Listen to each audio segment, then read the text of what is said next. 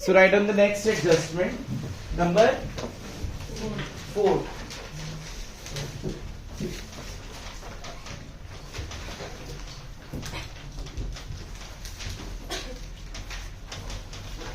Outstanding expenses.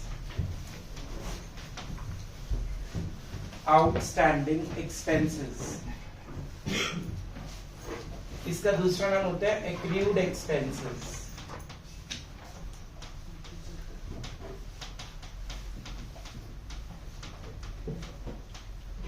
इसका meaning होता है expenses due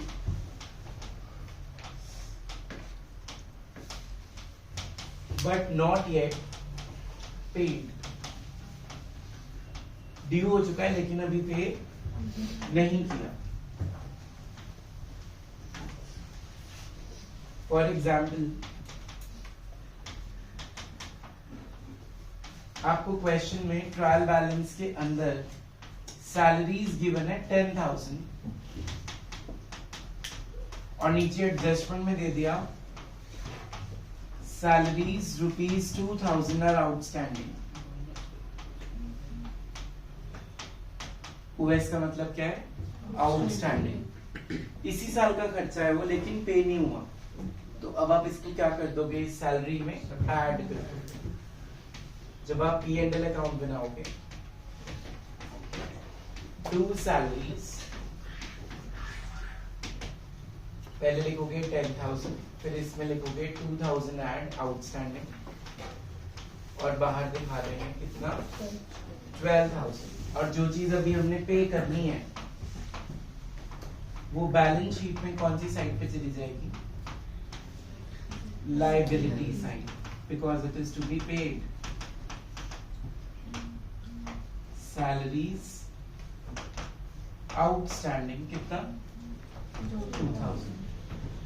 मोक्ष ने बोला माइनस करेंगे, सब्सट्रैक्ट करेंगे. मोक्ष क्यों ऐसा क्यों लगा? आपने बोला है. चलो जिसने भी बोला आप बताओ उसने क्यों बोला होगा? उसको क्या लगा होगा? माइनस क्यों कर रहे हैं? हाँ जी, क्या उसको लगा मतलब उसने भी पे नहीं करी तो माइनस क्यों करिए फिर जब पे करनी है तो? एक्रूअल कंसेप्ट कहता है जो इस साल का खर्चा है वो इसी साल शो करो, चाहे तुमने वो पे करा है चाहे तुमने वो पे नहीं करा. जो इस साल की इनकम है वो इसी साल शो करो, चाहे तुम्हें वो मिल गई चाहे तुम्हें वो अभी नहीं मिली. फॉर एग्जाम्पल मान लेते हैं कि एग्जाम्पल अभिराज ने मुझे फीस पे करनी थी +1 वाली, लेकिन वो कर रहा है +2 में. कब कर रहा है वो? पर वो अर्न मुझे कब हुई है? +1 के सेशन में. तो वो अभी मेरी इनकम है, अगले साल चाहे वो मिल रही है बट उसको मुझे रिकॉर्ड कब करना पड़ेगा? इसी साल, चाहे वो अभी कैश में मुझे मिली नहीं है. This is outstanding word meaning.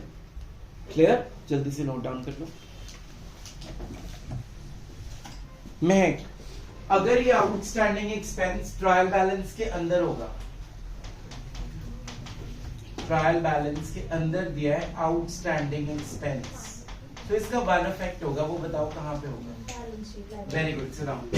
अगर इसका वन इफेक्ट होगा तो वो कहां जाएगी? सिर्फ बैलेंस शीट. करो note down. If it is given inside the trial balance,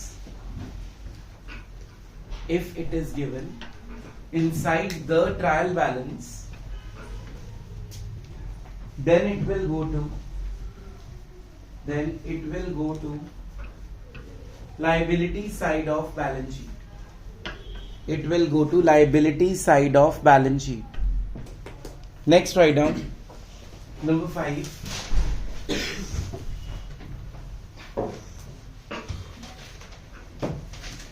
Outstanding incomes.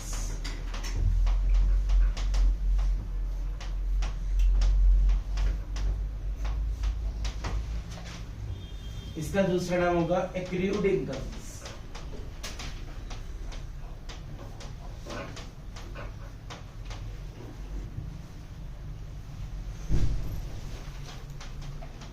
Income due but not yet received. Stop writing. आपको एक ट्रायल बैलेंस के अंदर दिया हुआ है कमीशन अर्न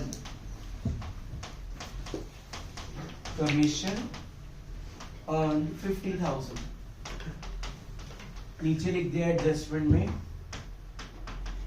आउटस्टैंडिंग कमीशन 5,000, मतलब ये भी अर्न इसी साल होना चाहिए, बट अभी कैश में मिला नहीं है, तो इसी साल की इनकम, तो ये भी रिकॉर्ड इसी साल में होगा। तो जब आप इसका P&L अकाउंट बनाओगे, उसकी क्रेडिट साइड पे जब आप लिखोगे बाय कमीशन 50,000 में 5,000 क्या कर देंगे ऐड, और टोटल बाहर कितना दिखाएंगे 55,000, और ये पैसे अभी मिलने हैं हमें, तो ये मेरी क्या बन गई बैलेंस शीट में, बोलो asset side with the name of outstanding commission, bracket में लिख सकते हो इनकम। ठीक है, तो पहला इफेक्ट क्या होगा, इनकम्स में क्या हो जाएगा ऐड, और दूसरा इफेक्ट अभी आपको पैसे मिलने हैं, वो आपकी क्या बन गई एसेट बन गई, क्या बन गई बोलो एसेट। और अगर ये ट्रायल बैलेंस के अंदर होता, अगर ये इनसाइड द ट्रायल बैलेंस है, तो इसका कितना इफेक्ट होगा, one effect, it will go to only asset side of balance. Clear? So adjustment number 4th and 5th are same, वो भी ऐड हो रहा है, ये भी ऐड हो रहा है, बस फर्क क्या है, वो एक्सपेंस में ऐड हो रहा है और ये इनकम में ऐड हो रहा है। दूसरा फर्क क्या है, वो लायबिलिटी में गिरा था, ये कहाँ गिर रहा है एसेट। जल्दी नोट डाउन करो। Adjustment number 6 write down, pre received incomes,